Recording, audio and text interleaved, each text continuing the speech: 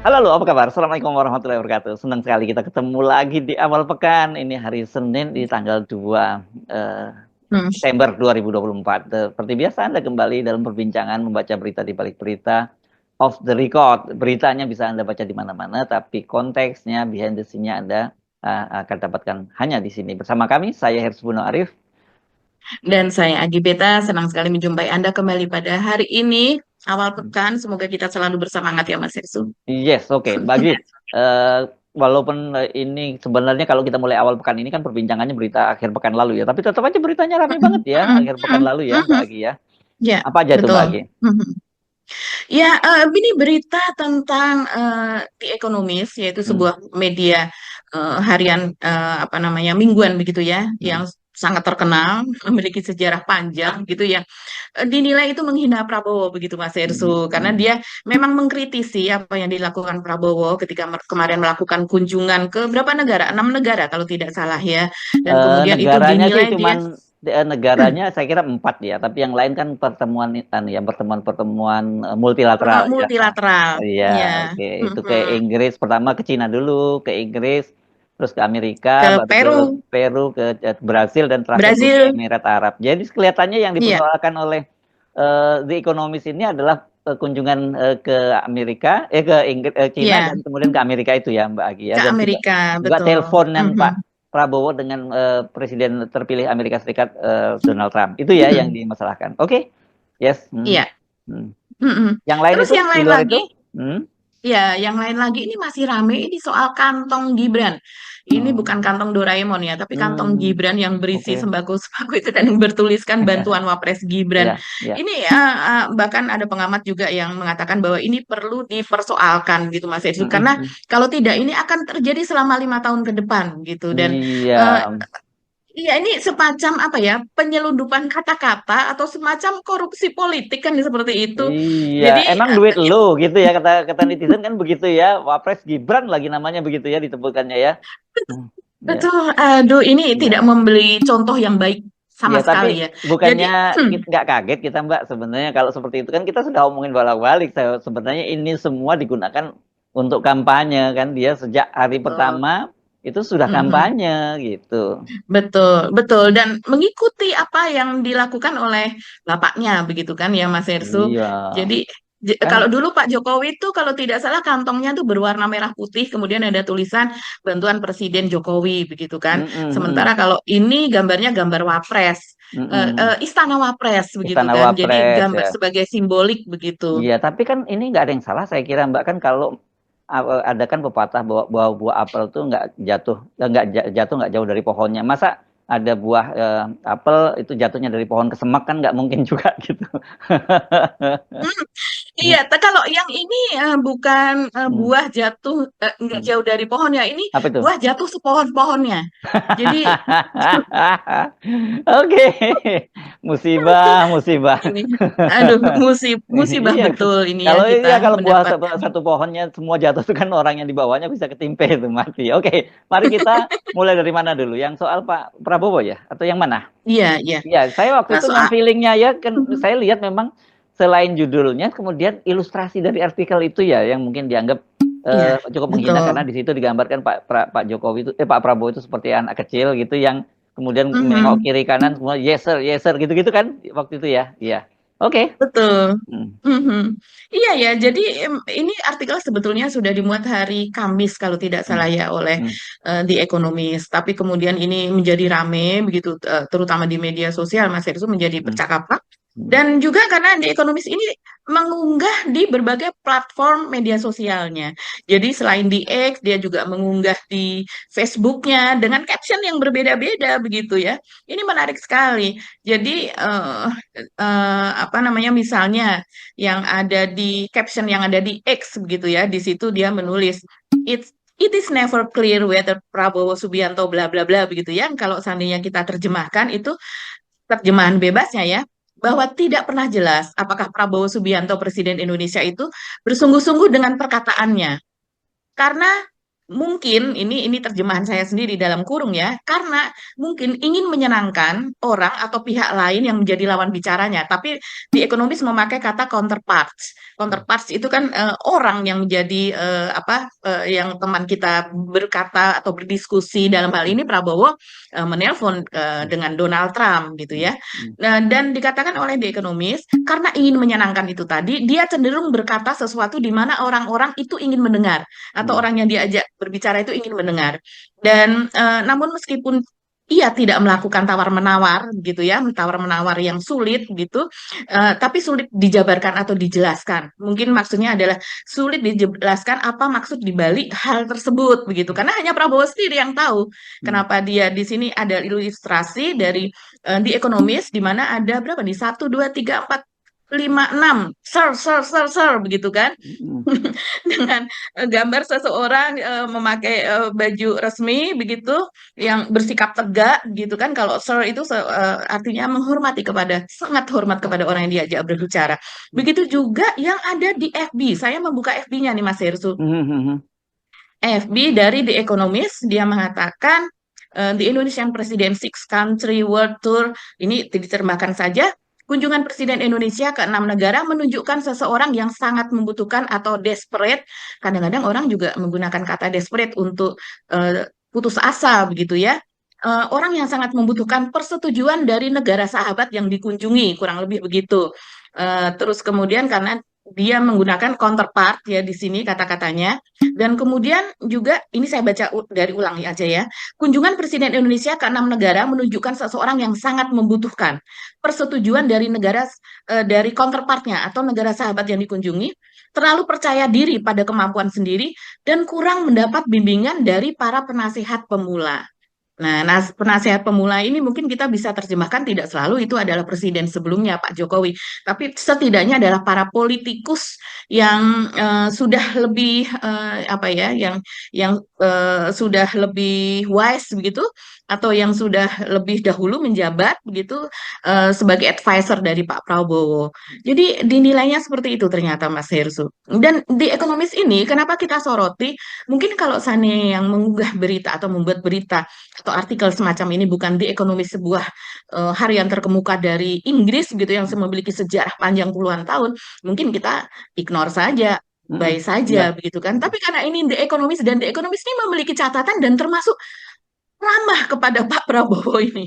ya, Kita ya, ya, masih betul. ingat ketika ya Mas Ersu ya, Yang di ketika dulu Singapura ya, diundang di iya yang Singapura ada ya, pada Pilpres betul yang 2019 ya, ya, ya, betul, 2018-2019 ya. menjelang dia running untuk Pilpres melawan Pak Jokowi ketika Yes. Hmm, itu. hmm, Dan hmm, dia mendapatkan tempat di sana dan Pak Prabowo cukup mendapat pujian ya hmm, hasil hmm, dari dia menjadi keynote speaker atau pembicara utama di acara dari The Economist tersebut begitu. hmm, hmm. Jadi ya memang sebetulnya The Economist ini cukup media media yang cukup berteman lah, berteman baik dengan Pak Prabowo Ya, karena friendly acara ya, itu gitu. Hmm, friendly hmm, karena di acaranya kalau tidak salah diselenggarakan di Grand Hyatt di Singapura hmm, dan di Daulat Prabowo ini menjadi pembicara utama atau keynote hmm, speaker begitu, pembicara puncak begitu yang kemudian mendapatkan banyak sekali sorotan media baik dari Indonesia terutama karena hmm. ketika itu kontestasi itu berlangsung ketat dengan Pak Jokowi juga mendapatkan sorotan dari media-media di kawasan bahkan di Amerika sekalipun gitu. Ya, ya, dan orang pada waktu itu melihat sinyal itu sebagai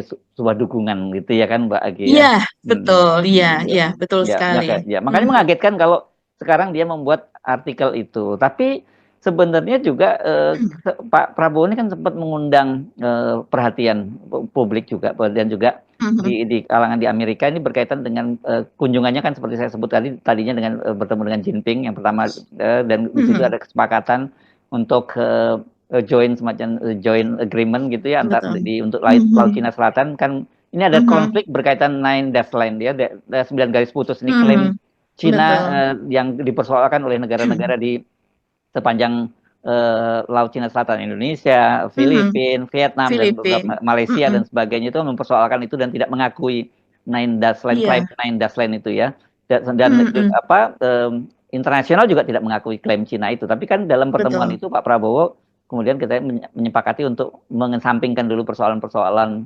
sengketa itu dan Mhm. akan bekerja sama untuk memanfaatkan mengeksploitasi kawasan itu untuk kemanfaatan bersama lah kira-kira seperti itu ya ini Iya. kesepakatannya. Mhm. Yang ini kemudian dipersoalkan rupanya ketika ketemu Biden dan waktu itu pernyataan dari juru bicara Gedung Putih itu cukup keras loh kalau diartikan secara Mhm. diplomatis karena dia Mhm. menyarankan bahwa Indonesia, maksudnya Presiden Prabowo itu diminta untuk bekerja sama dengan para pakar hukumnya. Mungkin dianggap, loh Iya. ini ada persoalan Mhm. itu dan di Indonesia kita tahu kemudian juga salah satunya pakar hukum internasional Pak Profesor Hikmahanto Juwana kan juga mempersoalkan itu Mhm. gitu.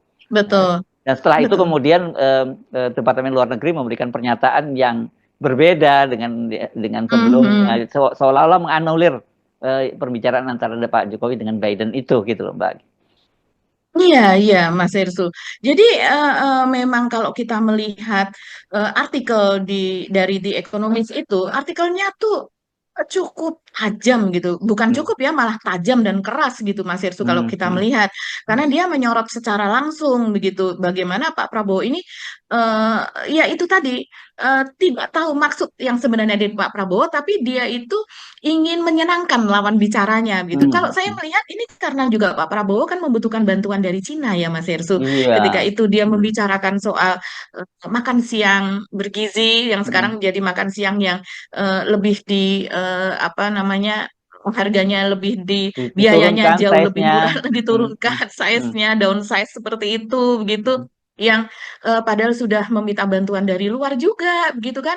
Jadi memang posisi Pak Prabowo ini lagi-lagi kita kembali ya akibat dari perilaku atau akibat dari kebijakan utang yang ugal-ugalan dari Hmm. Hmm. Pak Jokowi sehingga membuat kita itu seperti terjerat utang dan kemudian juga Pak Prabowo tidak bisa leluasa gitu untuk melaksanakan targetnya atau janji-janji kampanyenya. Jadi membuat sekarang ini dia seperti apa ya, seperti terjebak dan harus melakukan segala sesuatu supaya dia tetap bisa menjadi apa Mas Hersu, tetap bisa menjalankan visi misi dan janji kampanyenya. Nah, itu kan sulit sekali. Yang kalau seandainya dia salah bicara atau apa, kemudian counterpartnya atau negara yang lain itu tidak mau memberikan bantuan Hmm. atau apa, ya itu mungkin yang menjadi pikiran dasarnya.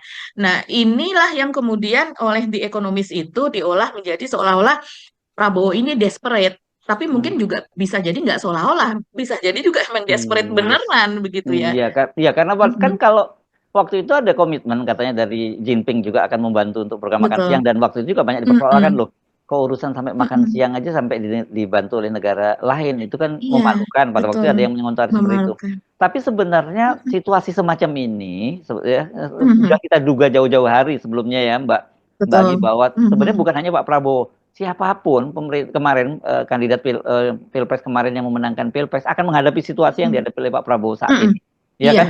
betul. Itu udah kita bisa pastikan. Kenapa? Karena betul-betul utang yang menggunung dan kemudian banyak sekali Mhm. infrastruktur yang dibangun oleh Pak Jokowi itu mangkrak atau kalau nggak mangkrak dia sedang Mhm. dijual dan sebagainya gitu.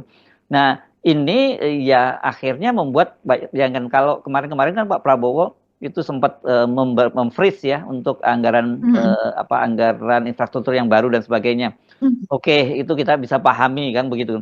Tapi kalau kemudian sampai downsize janji kampanyenya Pak Prabowo yang ini yang soal makan siang itu, ya oke lah kita paham, kita nggak perlu perdebatkan kemudian ada justifikasi bahwa ini sudah dikonsultasikan dengan pakar gizi dan sebagainya, ini masih asupan Mhm. gizinya dicukupan, kita nggak mau deh masuk wilayah itu. Yang kita pahami Mhm. bahwa Iya. kalau sampai kita membacanya kan begitu ya, kalau sampai Mhm. janji Mhm. utama kampanye Pak Prabowo itu kemudian sampai dilakukan semacam itu kan berarti kondisi perekonomian kita sangat berat Betul, gitu. sudah Dan dan sangat itu sulit. dan itu sebenarnya bukan salahnya Pak Prabowo gitu harus harus Iya. dikatakan seperti itu. Jadi ya wajar kalau sekarang dalam kondisi kebingungan seperti itu. Nah, jadi Mhm. apalagi dong yang mesti kalau udah program makan utamanya aja program utamanya sudah di downsize bagaimana dengan yang lain? Makanya saya sebut IKN Mhm. udah pasti mangkrak gitu. Gitu ngajak Mhm. berantem lu kalau Mhm. maksa gua. Kan kira-kira gitu kan ya kita bisa bayangkan omongannya pemerintahan Pak Prabowo kalau dipaksa untuk oleh Pak Jokowi, gua yang lain nurut-nurut. Tapi kalau lu paksain ini, lu ngajak berantem gua, kira-kira begitu kan. Iya, saya kira sekarang ini Hmm, tugas dari Basuki Hadi Mulyono itu kan hmm, proyek dia bersama dengan Pak iya. Jokowi, Hmm, hmm, begitu ya. hmm, Walaupun ya itu kan proyek utama Pak Jokowi, hasil pemikiran Pak Jokowi. Iya, yang menjalankan Pak hmm, Basuki, dan hmm, Pak Basuki terhadap Pak Jokowi ini yes man gitu, tidak hmm, memberikan, ini orang pintar loh ini Pak Basuki ini, tapi dia tidak memberikan pertimbangan-pertimbangan yang membuat untuk meredakan nafsu dari Pak Jokowi begitu, nah, untuk meredakan ambisi. Ini ya, nanti akibatnya di masa depan seperti ini, kita membangun proyek yang tidak produktif. Kan ya, harusnya itu bisa untuk membuat pabrik manufaktur, untuk memberikan subsidi, untuk segala macam, untuk pelatihan, untuk pendidikan yang di masa depan mungkin 10 tahun, 20 tahun yang akan datang, 2045 emang betul-betul itu akan berguna untuk pencapaian Indonesia Emas. Ini kan tidak begitu. Nah, sekarang hmm. posisi dari Basuki Hadi Mulyono ini saya kira dibiarkan untuk mencari dana sendiri, untuk mencari investor sendiri begitu.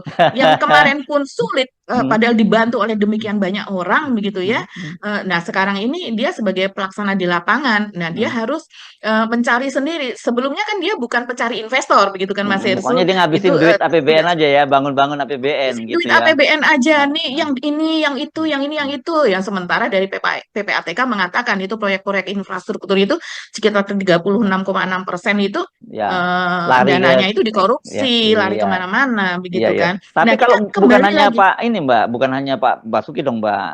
Ibu Sri Mm-mm. Mulyani dong yang juga kan Oh iya, bendaharanya. Kan dia ngeluarin duit betul. gitu. Mhm. Betul, Ibu Sri Mulyani ini lebih-lebih lagi, dan kita tahu dimanapun lah yang namanya memberikan pinjaman, ya kita tidak bisa membuktikan. Tapi ini hanya ini klausul umum gitu ya, dan orang ini membicarakan baik di lokal maupun internasional. Kalau yang namanya keluarnya duit itu pasti ada pelicin-pelicin yang nyangkut sana, Hmm, nyangkut di sini, begitu hmm, kan. Nah, hmm, hmm. ini dengan sekian banyak utang sampai ribuan begitu Mas Yesus, ribuan triliun, Hmm. ini kira-kira siapa aja yang dapat gitu, selain uangnya itu masuk ke negara gitu, Ya, siapa aja, sehingga kemudian apa, memberikan pleasure, memberikan apa ya, oke, Jokowi seperti memberikan persetujuan lah, Pak Jokowi nggak apa-apa, utangnya ini masih, kita masih dalam kondisi aman, itu kan yang selalu dikatakan oleh Ibu Sri Mulyani, hmm. bahwa ini masih sekian persen dari ini kita, devisa kita masih aman apa dan sebagainya. Nah, sekarang nih baru deh ketika Pak Prabowo menjabat, baru kita betul-betul merasakan apa yang dikatakan aman itu tadi, betul atau Hmm. tidak. Ternyata kita tidak bisa bergerak. Nah, kita kembali kepada eh, heboh di ekonomis tersebut, isi dari The Economist terhadap Pak Hmm. Prabowo itu salah satunya, Mas Yersu. Ini yang mungkin kita perlu tahu juga. Ternyata cara pandang Barat, media Barat itu seperti itu ya. Jadi Pak Prabowo ketika mengatakan bahwa kalau ada waktu saya ingin bertemu dengan Anda begitu, ini kan diupload di Instagramnya Pak Prabowo kemarin ya. Ketika dan telepon ini diterima Pak Prabowo ketika dia sudah berada di Amerika sebetulnya gitu. Dan Pak Prabowo mengatakan kalau diterjemahkan kurang lebih, jika memungkinkan saya ingin menyampaikan ucapan ucapan selamat secara langsung. Dimanapun Anda berada, saya bersedia mendatangi Anda dan menyampaikan pesan ini secara langsung. Itu salah satu yang dikutip oleh The Economist juga, Mas Ersu. Bagaimana dia secara desperate itu pengen bertemu dengan Trump secara langsung, dan akhirnya ternyata pertemuan itu tidak terwujud begitu. Dan Trump tidak menjawab pernyataan dari Prabowo tersebut, bahkan dia seperti seolah mengalihkan pembicaraan, dan akhirnya dia menutup percakapan dan mengatakan bahwa Prabowo apa namanya, bahasa Inggrisnya sangat bagus seperti itu.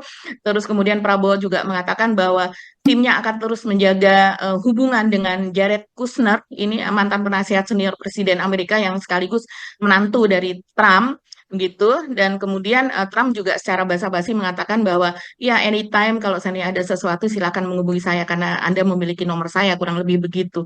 Tapi ternyata selama di sana tidak sempat bertemu, dan hanya bertemu dengan Joe Biden yang dikatakan sebagai outgoing administration gitu, apa namanya, pemerintahan yang akan segera down begitu ya.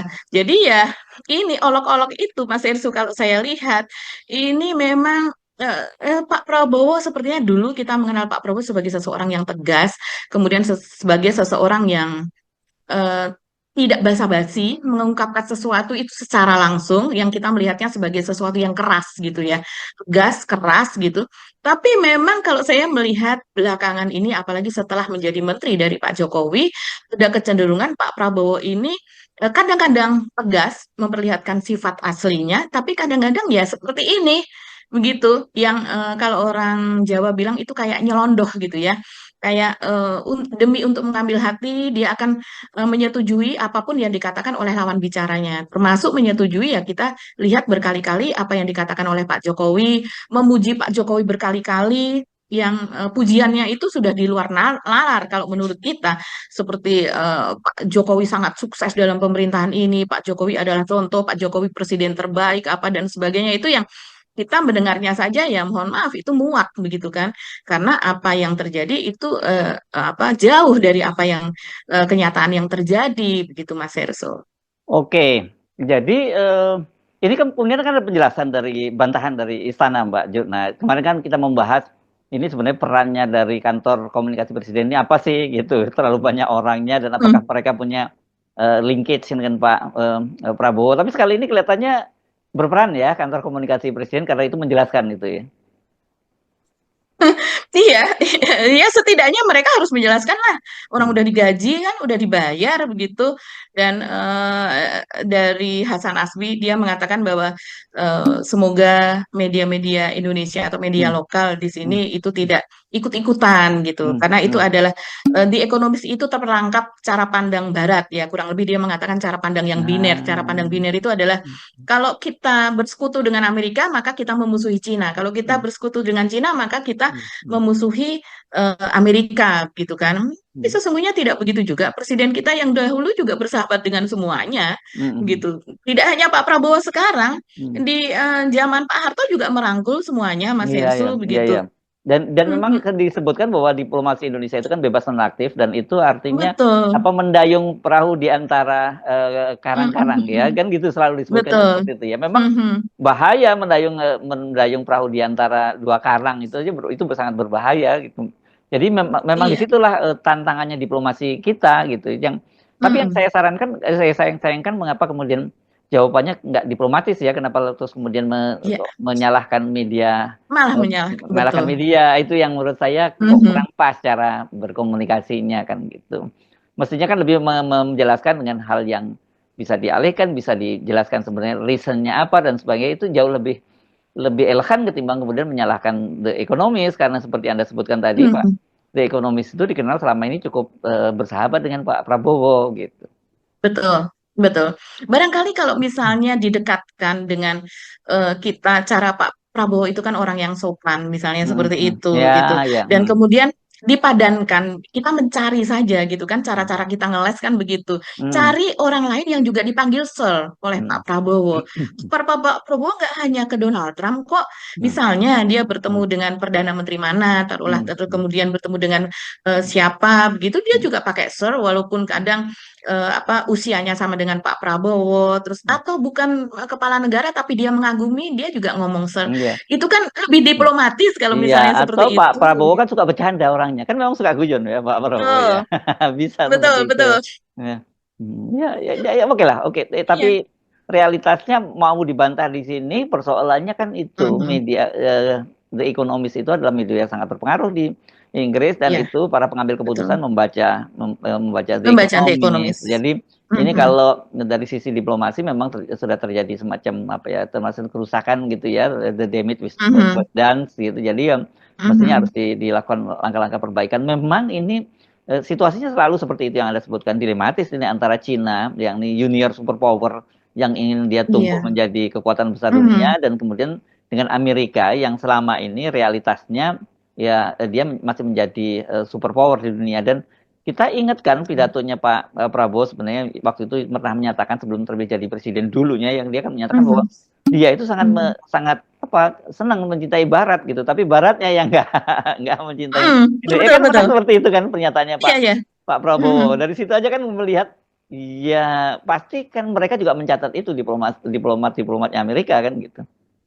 Iya, dia mengatakan I love burger atau apa begitu ya Mas Ersu. Dia suka Ah, makanan burger dan dia hmm, juga ngomong itu di depan Kadin atau di depan artinya para investor lah dalam dan hmm, luar negeri itu pasti menyimak itu karena waktu itu hmm, viral hmm, sekali begitu. hmm, Jadi ya ini sebenarnya perkataan Pak Prabowo merupakan salah satu cara diplomasi dia begitu kan.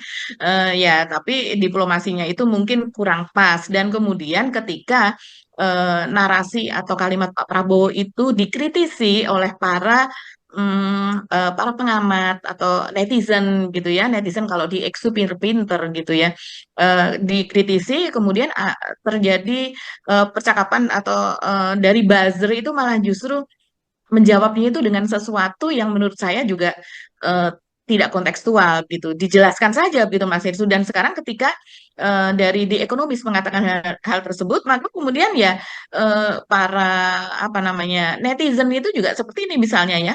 Saya bacakan saja dari suara.com, tapi kalau kita cari di X gitu ya, The Economist Prabowo itu akan keluar semuanya di pendapat netizen. Dia mengatakan begini, Prabowo dihina-dina di Economist kayak anak kecil minta-minta ketemu Trump tapi dicuekin.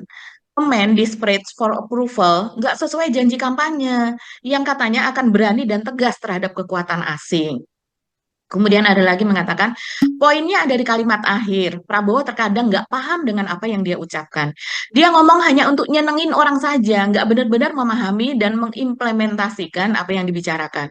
Contohnya, bilang mau perangi korupsi, tapi lingkarannya orang-orang bermasalah. Iya, iya, iya, iya. Jadi kadang suka Pak Prabowo ini suka mau belok kanan, tapi apa namanya mengatakan mau belok kanan, ternyata dia belok kiri juga gitu. Keinget dia ngomong ser mulu. Kebiasaan budaya hierarkis di militer jadinya begitu. Ketemu Raja Charles masih masuk akal. Kalau dipakai di Amerika yang egaliter jelas jadi olok-olokan. Tapi poin terakhir memang benar. Prabowo seringnya cuma omong-omong. Ngomong A kelakuan B. Besoknya ngomong C. Ya saat ini dia masih dalam kondisi seperti itu saya lihat. Karena tersandera oleh berbagai macam hal yang hmm, diwariskan oleh Pak Jokowi begitu. hmm. Karena tidak punya ruang terlalu banyak untuk bergerak. Yes. Oke, kita tinggalkan dilemanya Pak Prabowo yang sejak awal sebenarnya kita sudah bisa menduganya seperti akan terjadi situasi seperti ini ya. Tapi memang yang mengejutkan itu datangnya memang sangat cepat ya, baru dari bulan-bulan pertama dari pemerintahan Pak Prabowo sudah harus dihadapan dilema-dilema semacam itu. Kita pindah ke tadi yang Anda singgung soal goodie bag dari Wapres Gibran. Sebenarnya ini bukan hal yang nggak terlalu mengejutkan buat kita gitu, tapi tetap saja ini jadi persoalan serius. Gitu. Iya, iya. Saya rasa harus memiliki habit baru nih Mas Hersu dengan Hmm, pemerintahan yang baru. Saya rasa Pak Prabowo harus membuat semacam peraturan bisa tertulis, bisa tidak tertulis ya. Karena ini juga dilakukan lagi-lagi contohnya mungkin Anies. Karena memang saya rasa dia melakukannya dengan sangat-sangat baik. Ketika dia menjabat menjadi gubernur DKI Jakarta pada waktu itu, dia melarang orang untuk membuat misalnya spanduk, ya, orang ini maksudnya bawahannya ya, anak buahnya di Pemprov DKI, ketika misalnya mengucapkan selamat hari raya Natal, hari raya Idul Fitri, selamat tahun baru dan sebagainya, dilarang ada wajah Anies di situ. Dan kemudian ditulisnya adalah ucapan dari Pemprov DKI Jakarta, bukan ucapan dari Gubernur Anies. Seperti itu karena apa? Karena dana yang dipakai untuk spanduk, baliho atau apapun itu namanya, itu dana dari Pemprov, anggaran dari APBD. Dan itu dijelaskan dengan sangat gamblang, baik apa namanya verbal gitu oleh Anies dan itu diikuti di masa dia Mas Hersu. Makanya kita tidak melihat wajah Anies ada di mana-mana. hmm, Nah, ini menjadi berubah ketika Heru menjabat apa namanya penjabat Heru Budi ketika itu dia memasang wajahnya ada di halte, ada di pinggir-pinggir jalan hanya untuk apa namanya selamat ini, selamat itu seperti itu. Kalau ada program bansos, dikatakan sebagai pribadi dan berterima kasih pada pribadi, itulah yang disebut politisasi bansos. Oke? Kami justru ingin mengatakan, mari kita mencerdaskan. Jangan justru menurunkan kecerdasan. Kita tingkatkan kecerdasan. Kenapa? Ya karena ijazah kita asli. Iya. Jadi jangan diturunin, naikin. Naikin dengan siapa caranya? Caranya apa? Caranya dituliskan di situ. Jadi Bansos itu bukan dari pribadi, tapi dari negara sebagai tanggung jawab negara kepada saudara-saudara kita yang belum sejahtera dan mengalami kesulitan ekonomi jangka pendek. Nah, ini juga yang untuk berupa bansos ini, kita ingat ya, Anies ketika itu, nih kita lihat nih, kardus-kardus yang dibagikan pada saat COVID-19. COVID itu melanda Jakarta gitu ya, tertutup lah, ada pembatasan, dan kemudian kan dibagikan kepada masyarakat itu kardus-kardus yang berisi sembako. Di situ dituliskan, paket bantuan sembako ini dibiayai oleh APBD Pemprov DKI Jakarta. Sangat-sangat jelas di situ tulisannya besar. Dan kemudian baru di bawahnya itemnya apa saja? 1, beras 2 karung A 5 kilogram, misalnya begitu ya. 2, sarden 4 kaleng, A-nya berapa beratnya. Biskuit 1 kaleng, minyak goreng 2 bungkus, A-nya 0,9 liter, misalnya kecap 1 kantong berapa mili. Tepung terigu 1 kilogram, bihun 2 bungkus, sabun mandi 1 batang. Supaya kalau seandainya orang menerima dan kemudian barang yang disebutkan itu tidak ada di dalamnya, berarti terjadi korupsi. Begitu kan? Ya, berarti orang harus protes. Nah, yang paling membahagiakan adalah cara ini membuat Anies itu tidak menjadi seolah-olah dia sebagai sinterklas begitu. Yang bantuan ini berasal dari Anies. Beda dengan yang dilakukan oleh Gibran. Di situ tertulis bantuan Wapres Gibran. Ya, itu tadi kan perbandingan dengan Anies gitu ya. Tapi perbandingan yang sangat dekat dengan status yang sama sebagai wakil presiden. Ini perbandingannya bisa dilihat dari apa yang dilakukan oleh Pak Maruf Amin. Kiai Maruf Amin ini, Mas Hersu, tidak pernah menuliskan Wapres Maruf Amin, bantuan atau bansos, bantuan sosial dari Wapres Maruf Amin, Kiai Haji Maruf, tidak pernah. Coba kita lihat nih berbagai macam fotonya, Mas Hersu. Dan dia misalnya memberikan bantuan nih kewirausahaan seperti itu, dan supaya itu apa namanya sampai kepada penerima dan pasti gitu ya, disebutkan itu 3.205.000, kemudian namanya adalah Subandi, dan itu diberikan kepada Subandi, dan foto-foto semacam ini banyak sekali. Misalnya dengan nama yang lain dia memberikan 6 juta, dia memberikan berapa bantuan untuk banyak sekali di sini para disabilitas, Mas Hersu. Jadi mungkin untuk orang-orang yang supaya mereka bisa memanfaatkan uang itu entah buat pengobatan atau apa. Dan di sini sangat jelas tidak pernah ada bantuan dari wakil presiden, tidak. Ini bantuan untuk lanjut usia begitu ya. Dan kemudian dia juga rupanya berkolaborasi dengan Kementerian Sosial karena memang Wapres ini kemarin kan di bawahnya itu Kementerian Sosial, Kementerian Pendidikan, Kebudayaan dan sebagainya, mengurusi itulah Pak Maruf Amin kemarin. Dan ini sangat jelas nggak pernah ada. Dan misalnya dengan penyaluran bansos dari Kementerian Sosial, Menteri Sosial pun juga tidak pernah itu Ibu siapa? Ibu Risma mencantumkan bantuan Menteri Sosial Risma. Wah, kan kacau. Kalau seandainya itu diklaim bantuan yang apa namanya dana untuk Kementerian Sosial yang sekian triliun itu diklaim, itu sudah lama-lama bisa menjadi wapres dan jadi presiden itu Ibu Risma gitu kan. Jadi memang kelihatan sekali bahwa semua kegiatan jadi bukan kita tuduhan-tuduhan kosong, karena banyak anggap kita nyinyir banget sih sama Wapres Bidan. Ini bukan tuduhan kosong, kelihatan sekali bahwa semua aktivitas, semua kegiatan hari-harian itu bukan dalam kapasitas sebagai dia wakil presiden, tapi dalam kapasitas sebagai Gibran yang memanfaatkan posisinya sebagai wakil presiden untuk berkampanye, kan begitu jadinya ya Mbak. Iya ya, betul sekali. Dan ini walaupun ini sudah terjadi pada pekan yang lalu, karena ini kan bantuan Gibran untuk para korban banjir ya di Kampung Melayu, di Bidara Cina, begitu daerah situlah dulu kita juga sering meliput kalau setiap kali ada banjir ke situ ya Mas Hersu. Tapi artinya ini akan berlangsung terus-menerus loh Mas Hersu, kalau tidak ada, kalau tidak dipersoalkan. Betul, diingatkan dari sekarang. Dan ini kan personifikasi, seolah-olah itu walaupun ada anggaran, kalau kata Caimin mengatakan mungkin itu maksudnya anggarannya berasal dari mana.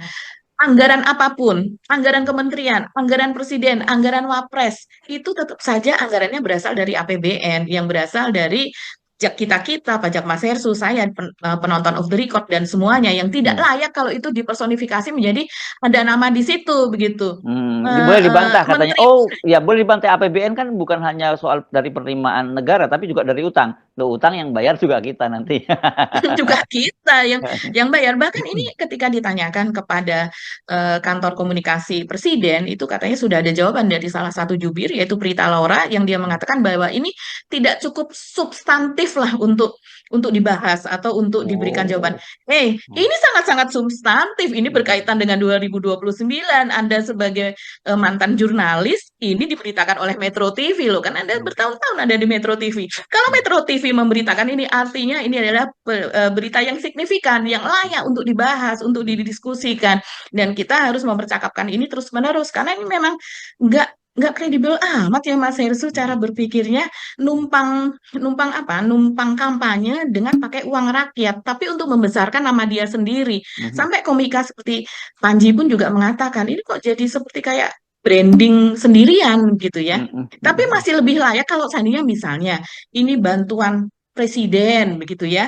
Karena kita tahu ini kepala negara yang dipilih bersama-sama dan kemudian nggak perlu ada Presiden Soeharto gitu. Dulu zaman Pak Harto juga ada gitu kan. Sapi banpres, sapi bantuan presiden. Nggak pakai Kayak begitu Soeharto, kan. nggak ada. Nggak pakai Soeharto. Iya, betul. Jadi artinya presiden ini punya anggarannya anggaran rakyat. Jadi Presiden lembaga sebagai ya, government. presiden bukan sebagai personifikasi kan di situ. Lembaga. Ya, kalau ini Betul. kan Iya. personifikasi kepada Gibran gitu. Oke, Mbak Agi, ini penting terus kita ingatkan gitu ya.